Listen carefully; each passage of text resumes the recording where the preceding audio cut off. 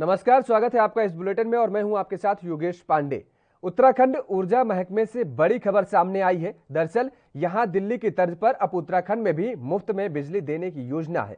ऊर्जा मंत्री हरक सिंह रावत ने मीडिया से बातचीत में बताया कि 100 यूनिट तक बिजली प्रति परिवार को मुफ्त देने की तैयारी है और प्रदेश के गरीब परिवारों को इससे बड़ी राहत मिलेगी।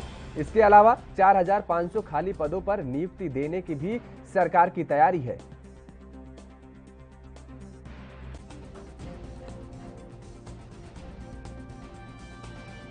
मैं सोचता हूँ कि जब उत्तराखंड राज्य बनने के बाद जब डॉक्टर माननीय नित्यानंद स्वामी जी मुख्यमंत्री थे, अंतरिम सरकार में माननीय भगत सिंह कोश्यारी जी के पास ऊर्जा विभाग था और उसके बाद तिवारी जी की सरकार में कैबिनेट मंत्री नहीं थे, अमृता जी केवल राज्य मंत्री थी। तो ये कह सकते हैं कि 2002 राज्य में जब लोकप्रिय सरकार का गठन हुआ, पहली बार कैबिनेट मंत्री का मतलब ऊर्जा विभाग को कैबिनेट मंत्री के रूप में अलग से दायित्व दिया गया। इसके लिए मैं माननीय मुख्यमंत्री का, इसके लिए अपने केंद्रीय नेतृत्व का मैं बहुत धन्यवाद दे रहा हूं कि हम उत्तराखंड को ऊर्जा प्रदेश के रूप में देखा जाता है और इसलिए आज ये जिम्मेदारी उन्होंने मुझे दी है। आज जो विशेष करके जो पहली घोषणा करने जा रहा हूँ, वैसे ये कैबिनेट में जाएगा, लेकिन हमने अब विचार अपने विभाग पर समीक्षा करने के आधार पर विचार बनाया है कि जो वसूली थी विशेष करके और 15 मई तक कोरोना के कारण उपभोक्ताओं को 15 मई तक बिल जमा करने थे, हम बहुत जल्दी कैबिनेट में ले जाएंगे और हमने अपनी तरफ से ये प्रस्ताव मंत्रिमंडल के लिए प्रस्तुत किया है कि 31 अक्टूबर तक जो 15 मई तक जो छूट थी बिल जमा करने का, हाँ जो सरचार्ज माफ करने का, क्योंकि सरचार्ज लगता है जब वो उन पे, उसके लिए हमने अब ये निर्णय लिया है कि मतलब प्रस्ताव हम कैबिनेट के लिए ले जा रहे हैं कि हम लगभग 31 मई तक इस पे मंत्रिमंडल निर्णय लेगा, लेकिन हमने अपने विभाग की ओर से, ऊर्जा विभाग की ओर से ये प्रस्ताव मंत्रिमंडल के लिए प्रस्तुत करने जा रहे हैं। एक जो मैं आज मैंने बहुत अध्ययन किया है, तारीख कौन सी रहेगी? 31 अक्टूबर को, जिसपे कि मैं सोचता हूँ क्योंकि जैसे दिल्ली प्रदेश है, दिल्ली प्रदेश में लगभग 200 जो यूनिट पर मंथ प्रयोग करते हैं, क्योंकि वहाँ लगभग सभी लोग 200 यूनिट के आसपास आ जाते हैं, लेकिन हमारे यहाँ 100 यूनिट में लगभग 200 यूनिट तक लगभग प्रदेश के जो जैसे 26 लाख उपभोक्ता है, तो 50% आबादी प्रदेश की, लगभग 13 लाख यूनिट हमारे 200 यूनिट पर मंथ से कवर होते हैं, जिसमें हम ये प्रस्ताव विभाग की ओर से मंत्रिमंडल के लिए बना रहे हैं। आज हमने समीक्षा में अपने अधिकारियों को से अनुरोध किया है कि ये प्रस्ताव तत्काल मंत्रिमंडल के लिए प्रस्तुत करें कि हम 100 यूनिट तक, हमने आज समीक्षा की है, लगभग इसमें अगर 100 यूनिट तक हम इसमें लगभग 8 लाख 7 लाख से लेकर 8 लाख उपभोक्ता प्रदेश के, मतलब आधी आबादी, मतलब लगभग आधे से थोड़ा सा कम आबादी, इससे उसको लाभ मिलेगा। हम 100 यूनिट तक निःशुल्क बिजली देने का प्रस्ताव मंत्रिमंडल के लिए प्रस्तुत करने जा रहे हैं कि 100 यूनिट तक हम निःशुल्क बिजली प्रदेश के उपभोक्ताओं को देंगे।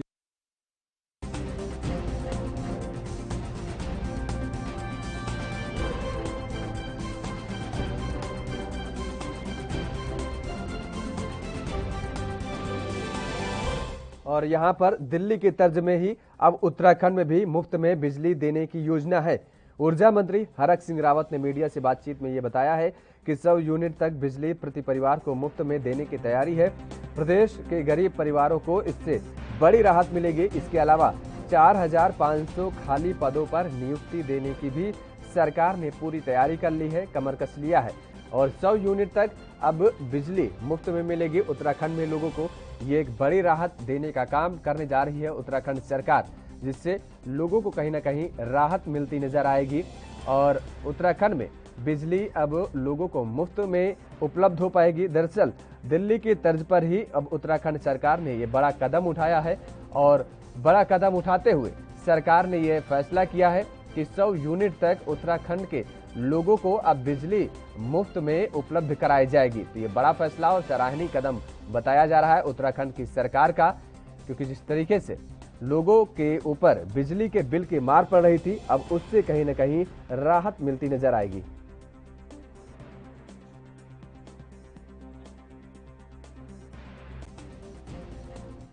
और इसी खबर पर ज्यादा जानकारी के लिए हमारे साथ रोहित विक्रम सिंह संवाददाता देहरादून से जुड़ चुके हैं। रोहित, जिस तरीके से उत्तराखंड की सरकार द्वारा यह बड़ा फैसला लिया गया है कि अब उत्तराखंड वासियों को 100 यूनिट तक की बिजली मुफ्त में उपलब्ध कराई जाएगी, ये एक बहुत सराहनीय कदम माना जाएगा।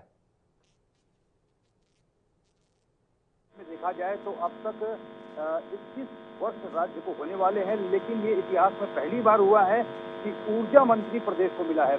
पहला ऊर्जा मंत्री जिसके पास फुल फ्लैश पावर है वो डॉक्टर हरक सिंह रावत के रूप में मिला है। और इससे पहले अगर हम बात करें तो एनडी तिवारी जब सरकार थी उस समय राज्य मंत्री के तौर पर उस समय अमृता रावत जो थी उनको जिम्मा था, लेकिन वो भी फुल फ्लैश ऊर्जा मंत्री नहीं थी। और अब तमाम जो कर्मचारी संगठन है और तमाम जो नेता हैं विद्युत विभाग में वो खुश हैं। और उनकी मांगी ये भी है कि भाई जो संविदा कर्मी हैं उनको उनका नियमितीकरण किया जाए, उनको नियमित किया जाए। और कहीं ना कहीं अब फुल फ्लैश ऊर्जा मंत्रालय जो है हरक सिंह रावत को मिला है। तो जहाँ तक आपका जो सवाल है कि 100 यूनिट बिजली, तो 26 लाख उपभोक्ता अभी तक प्रदेश में है जो कि बिजली कंज्यूम करते हैं, जिसमें से 8 लाख उपभोक्ताओं को जो है 100 यूनिट तक बिजली माफ कर दी गई है। और 23 लाख ऐसे उपभोक्ता हैं जो घरेलू उपभोक्ता हैं, 3 लाख उपभोक्ता ऐसे हैं जो व्यवसायिक उपभोक्ता हैं। तो 23 लाख में से 13 लाख ऐसे उपभोक्ता हैं जो 200 यूनिट तक का बिजली कंज्यूम करते हैं। उनकी 50% सब्सिडी देने का प्रावधान जो है डॉक्टर हरक सिंह रावत ने किया है। और साथ में ये भी कहा है कि जो 15 मई तक लेट भुगतान करने की बात जो सरकार ने कही थी उसको बढ़ाकर 31 अक्टूबर तक कर दिया गया है। 31 अक्टूबर तक जो भी भुगतान होगा उस पर कोई सरचार्ज लेट फीस नहीं लगेगी।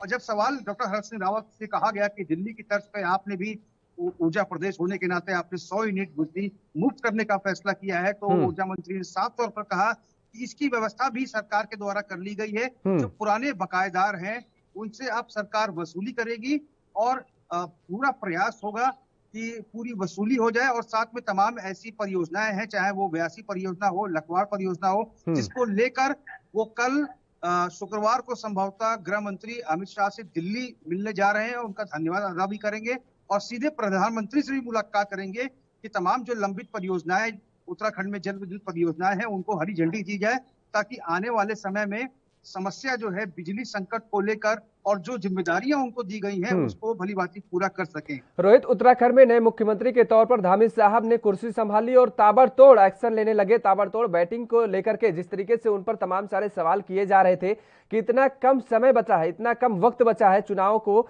और क्या इतने कम वक्त में उत्तराखंड की जनता का वो प्यार अपने पाले मिला पाएंगे। तो इस तरीके के जो कायदे, जिस तरीके से जो अब फैसले लिए जा रहे हैं, मुझे लगता है क्या कि अब जनता का कहीं न कहीं प्यार उनके पाले में जाहिर तौर पे, क्योंकि दिल्ली सरकार ने के जो रिजल्ट है वो सभी ने देखे हैं। दिल्ली में जिस तरीके से बिजली को लेकर के हो, चाहे स्वास्थ्य सुविधाओं को लेकर के हो, शिक्षा को लेकर के हो, हमेशा ये वहां का मॉडल पेश किया जाता है।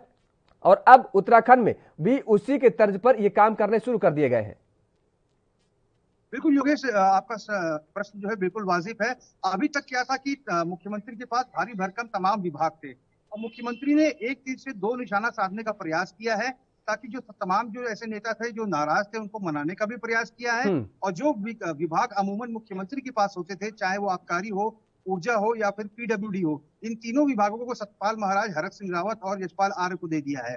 अब चूंकि ऊर्जा मंत्री के नाते अब पहली बार प्रदेश को ऊर्जा मंत्री हरक सिंह रावत के रूप में मिला है। अब हरक सिंह रावत का पूरा प्रयास होगा कि वो बेहतर प्रदर्शन करके दिखाएं, ताकि 2022 में जब भारतीय जनता पार्टी की एक प्रदेश में सरकार बनती है तो ये कहा जा सके कि देखिए मुख्यमंत्री के पास ये विभाग था तो उतना परफॉर्मेंस अच्छा नहीं था, लेकिन रिजल्ट अलग से ऊर्जा मंत्री के बनाए जाने से अलग रिजल्ट आ रहे हैं। तो ये प्रयास जो है पुष्कर सिंह धामी की तरफ से भी हो रहे हैं, ताकि सिर्फ 15 विभाग पुष्कर सिंह धामी ने अपने पास रखे हैं और तमाम जो महत्वपूर्ण विभाग थे वो तमाम बड़े कैबिनेट मंत्रियों को दे दिए हैं। तो जाहिर तौर पर मुख्यमंत्री की भी मंशा साफ है कि जिन विभागों में काम उतनी तेजी से नहीं हो पा रहे थे, शायद इन सीनियर लीडर्स को देने के बाद, इन विभागों को देने के बाद काम में और तेजी आए, ताकि जनता जो है, जनता को सरकार के तमाम कामों का लाभ मिल सके। रोहित, इस नियम का भी कैबिनेट में प्रस्ताव पास किया जाएगा, उसके बाद उत्तराखंड के लोगों को इसका फायदा मिल पाएगा। क्या लगता है कि उत्तराखंड के लोगों को कब तक इस बिजली के तहत जो बिजली बिल से निजात मिलने वाली है, 100 यूनिट जो उनको फ्री मिलने वाली बिजली है, वो कब तक उसका लाभ उठा पाएंगे? जी योगेश, अगर कल की अगर बात करें तो कल ये देर शाम तक ये बैठक चली है और सीधे गृह मंत्री अमित शाह से मुलाकात के बाद डॉक्टर हरक सिंह रावत उत्तराखंड ऊर्जा भवन पहुंचे और वहां पे ऊर्जा के तीनों निगमों के बड़े उच्च अधिकारियों के साथ उन्होंने बैठक की और साफ बैठक में निर्देश दिया गया कि एक प्रस्ताव बनाकर मंत्रिमंडल के समक्ष विभाग के तमाम अधिकारी इसको प्रस्तुत करें, ताकि आगामी जो मंत्रिमंडल की बैठक होने वाली है उसमें इस प्रस्ताव को पारित कराया जा सके, ताकि समय पर जनता को इन तमाम योजनाओं का और इन तमाम घोषणाओं का और ये जो मुफ्त बिजली की घोषणा जो 100 यूनिट तक की है डॉक्टर हरक सिंह रावत ने, इसका लाभ मिल सके। बिल्कुल रोहित, अगर उत्तराखंड वासियों का जिक्र किया जाए तो क्योंकि जाहिर है अब जिस तरीके से जो खबरें सामने आ गई हैं, लोगों के मन तक, लोगों के जहन तक ये बात पहुंच गई है कि अब उनको जो 100 यूनिट कंज्यूम करते हैं जो बिजली, उनको ये फ्री उपलब्ध होने वाली है। तो वहां के लोगों का अगर रिएक्शन जानना चाहे तो वहां का लोगों का रिएक्शन क्या है? बिल्कुल जाहिर तौर पर इसकी मांग बहुत लंबे समय से थी। जब दिल्ली के परिप्रेक्ष्य में अगर हम बात करें तो वहां के सीएम अरविंद केजरीवाल ने जिस तरह से मुफ्त बिजली 200 यूनिट तक दी, तो यहाँ के लोगों में काफी नाराजगी रहती थी और दबी जुबान से लोग यही कहते थे, क्योंकि यहाँ पे बिजली का उत्पादन होता है, तमाम जल विद्युत परियोजनाएं यहाँ पे हैं। यहाँ पर विधानसभा में भागीरथी नदी विकास प्राधिकरण एक्ट बनाया गया है, जिसकी धारा 12 में लिखा है कि उत्तराखंड में 2000 मेगावाट बिजली जो सिर्फ टिहरी डैम से प्रोडक्शन जिसका होता है उसका 12% हिस्सा टिहरी के विकास कार्यों पे खर्च होना है। तो आप समझ सकते हैं कि सिर्फ मात्र टिहरी डैम से 2000 मेगावाट की बिजली उत्पन्न होती है। ऐसे तमाम जल विद्युत परियोजनाएं हैं जिनसे उत्तराखंड को तो बिजली मिलती है 10 से 12% और तमाम बिजली जो है हरियाणा, दिल्ली और अन्य राज्यों को सप्लाई की जा रही है। चलिए, बहुत बहुत शुक्रिया तमाम सारी जानकारी देने के लिए। रोहित विक्रम सिंह हमारे साथ जुड़े हुए थे, देहरादून से संवाददाता है। तो वहीं अगली खबर का रुख करेंगे। मीनाक्षी लेखी की विदेश राज्य मंत्री बनते ही विदेश मंत्रालय को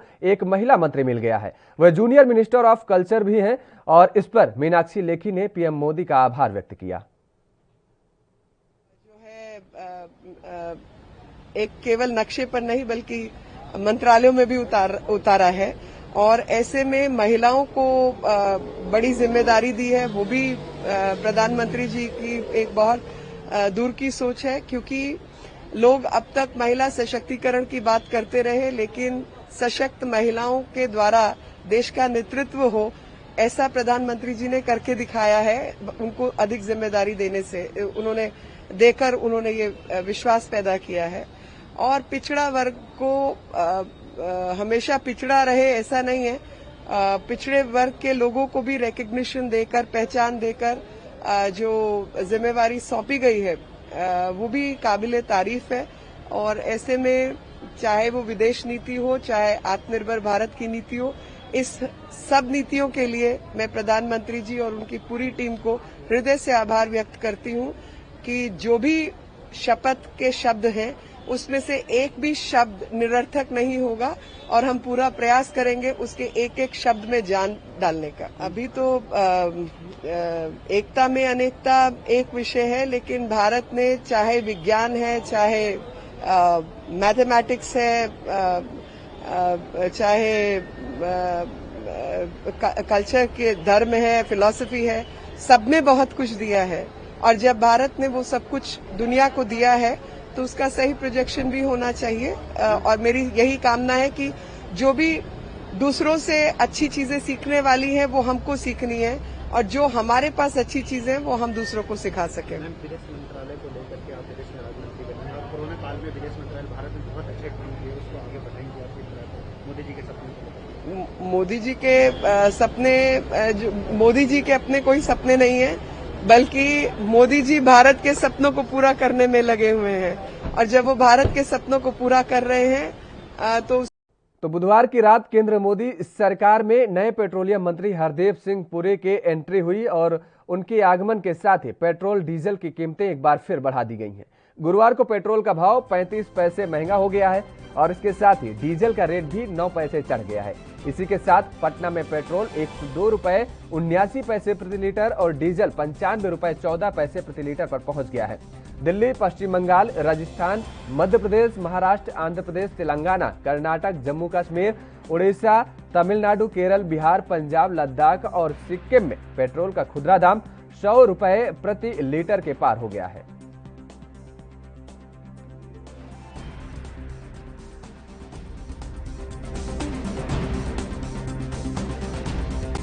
बहुत महंगा हो रहा है, हम लोग के लिए बहुत दिक्कत वाली ये चीज है।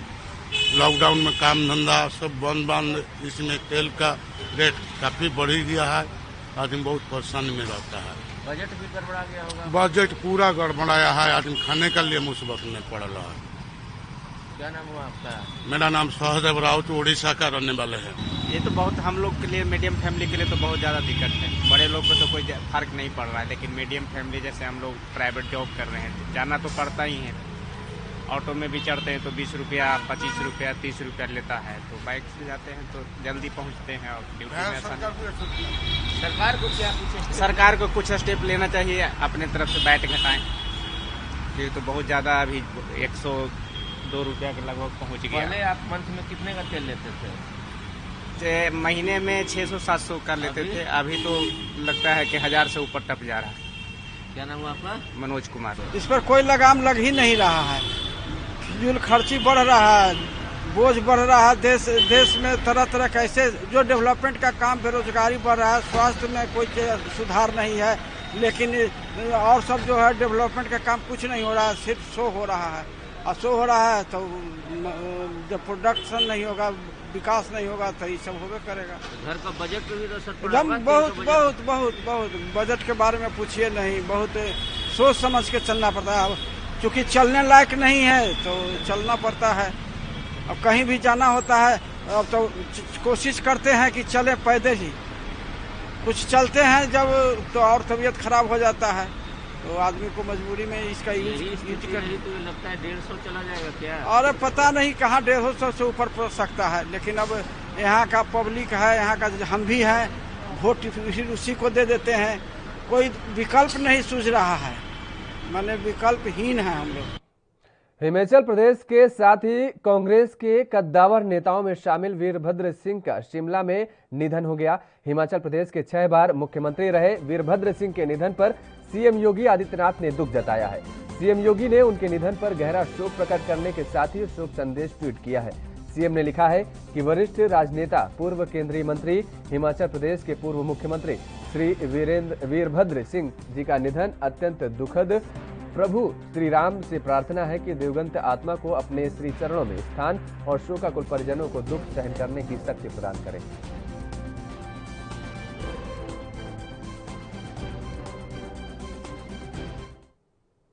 उत्तर प्रदेश के गोंडा में स्वास्थ्य विभाग में बड़ी संख्या में इस्तीफा हुए हैं। अपर मुख्य सचिव अधिकारी के निर्देशन में जिस तरीके से अपर मुख्य चिकित्सा अधिकारी यानी सीएमओ डॉक्टर अजय प्रताप सिंह ने डीएम मार्कंडेय शाही पर अभद्र भाषा इस्तेमाल करने का आरोप लगाते हुए इस्तीफा दे दिया और इसके बाद सभी 16 सीएचसी अधीक्षकों ने भी अपने पदों से सामूहिक इस्तीफे दे दिए हैं। कोविड काल में एक साथ इतने सारे डॉक्टरों के इस्तीफे से गोंडा में हड़कंप मच गया है। डॉक्टरों ने डीएम मार्कंडेय शाही पर गंभीर आरोप लगाया है। सीएमओ और यूपी के स्वास्थ्य मंत्री को भेजे गए इस्तीफे में अधीक्षकों ने डीएम पर समीक्षा बैठकों में अमर्यादित भाषा प्रयोग करने का आरोप लगाया है। डॉक्टरों ने कहा है कि निरीक्षण बैठकों के दौरान डीएम ने उनके लिए जमूरा, निकम्मा और कामचोर जैसे शब्दों का प्रयोग किया है। इस्तीफा पत्र में अधीक्षकों ने कहा कि डीएम के व्यवहार से वो आहत हुए हैं।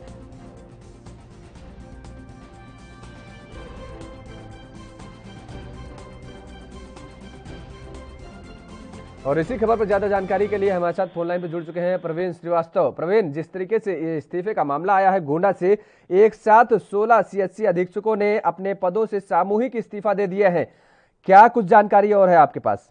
जी हाँ, मैं बिल्कुल बताना चाहूंगा दर्शकों को कि ये घटनाक्रम कोविड की समीक्षा बैठक के दौरान 6 तारीख की शाम को जिलाधिकारी कोविड की एक मीटिंग कर रहे थे, जिसके दरमियान उन्होंने एडिशनल सीएमओ पे अभद्र भाषा का प्रयोग किया और ऐसा एडिशनल सीएमओ कहना है इस बात से आहत होकर उन्होंने स्वयं इस्तीफा दिया। साथ साथ 16 पीएससी अधीक्षकों यूं कहें कुल 17 इस्तीफे सीएमओ को सौंपे जा चुके हैं। वही डॉक्टर का और यूनियन के अध्यक्ष का साफ कहना है कि कोरोना ऐसे काल में जिस तरह से डॉक्टर ने इस बढ़ चढ़ के हिस्सा लिया और लोगों की मदद की है, ऐसे में हमको सम्मान न देके जिलाधिकारी मार्कंडे शाही ने इस तरह का अभद्र भाषा का प्रयोग किया है, ऐसी उम्मीद नहीं करते थे।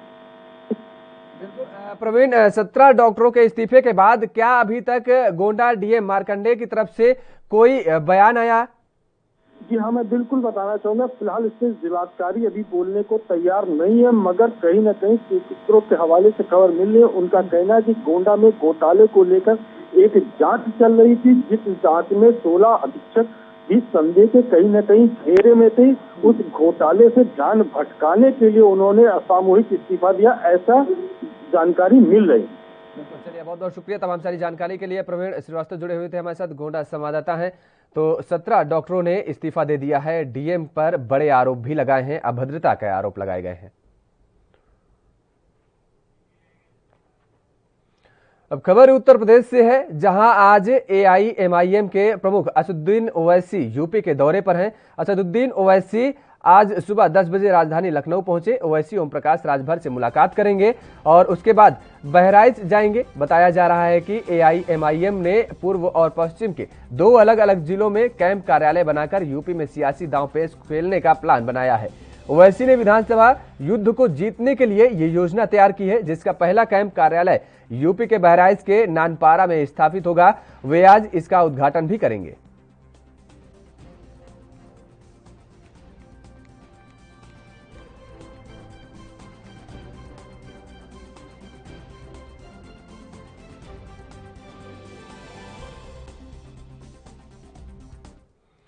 तो आरएसएस प्रमुख मोहन भागवत के सभी भारतीय के डीएनए एक समान वाले बयान पर सियासत अब जारी है। कांग्रेस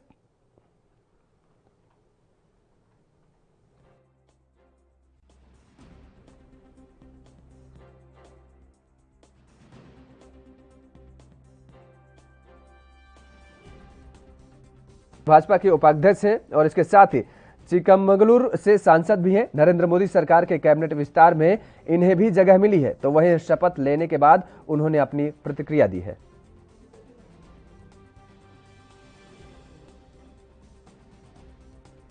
ये कार्यकर्ता के लिए एक गौरव का बात है, क्योंकि मैं पार्टी के लिए 30 साल से काम किया। एक कार्यकर्ता को पार्टी क्या करते है, इसको मैं उदाहरण हूँ। नहीं, वो तो सभी हम पार्टी में काम करने वाले कार्यकर्ता लोग हैं। सरकार का जिम्मेदारी दिया तो सरकार में करना, नहीं तो पार्टी में काम करना, दोनों काम ही है। ये सरकार को होता है, पार्टी को होता है। वो सभी लोग पार्टी में जाएंगे, पार्टी में काम करेंगे।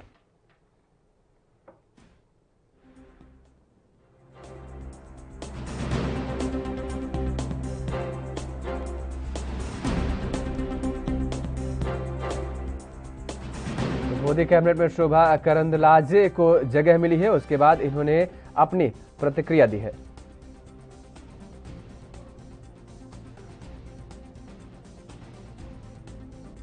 तो मोदी कैबिनेट में शोभा करंदलाजे को जगह मिली है, जिसके बाद उन्होंने प्रधानमंत्री नरेंद्र मोदी का आभार व्यक्त किया और अपनी प्रतिक्रिया भी दी है। तो आरएसएस प्रमुख मोहन भागवत के सभी भारतीय का डीएनए एक समान वाले बयान पर अब सियासत जारी हो गई है। ओवैसी के बाद अब कांग्रेस के वरिष्ठ नेता दिग्विजय सिंह ने निशाना साधा है। दिग्विजय सिंह ने कहा है कि अगर हिंदुओं और मुसलमानों का डीएनए एक ही है तो धर्म परिवर्तन के खिलाफ कानून बनाने का क्या फायदा है। लव जिहाद के खिलाफ कानून बनाने की क्या जरूरत थी। तो इसका मतलब है कि मोहन भागवत और ओवैसी का डीएनए भी एक ही है। सीहोर में एक कार्यक्रम के बाद मीडिया से पूछे जाने पर प्रदेश के पूर्व मुख्यमंत्री दिग्विजय सिंह ने मोहन भागवत के बयान पर यह बात कही है।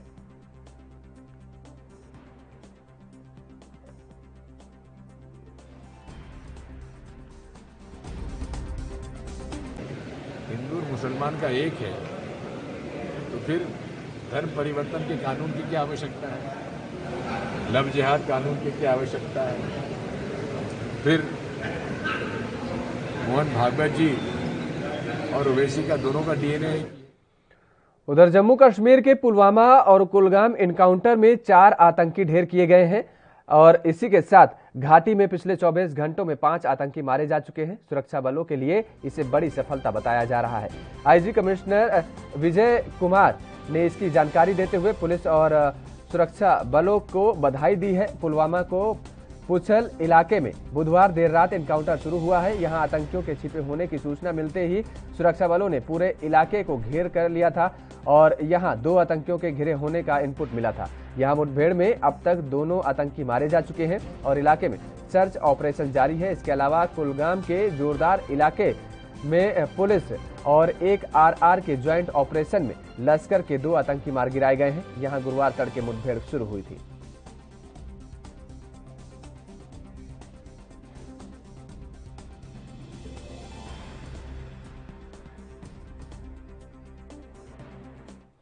इस बुलेटिन में फिलहाल मेरे साथ इतना ही। बाकी खबरों के लिए आप देखते रहिए ANB न्यूज।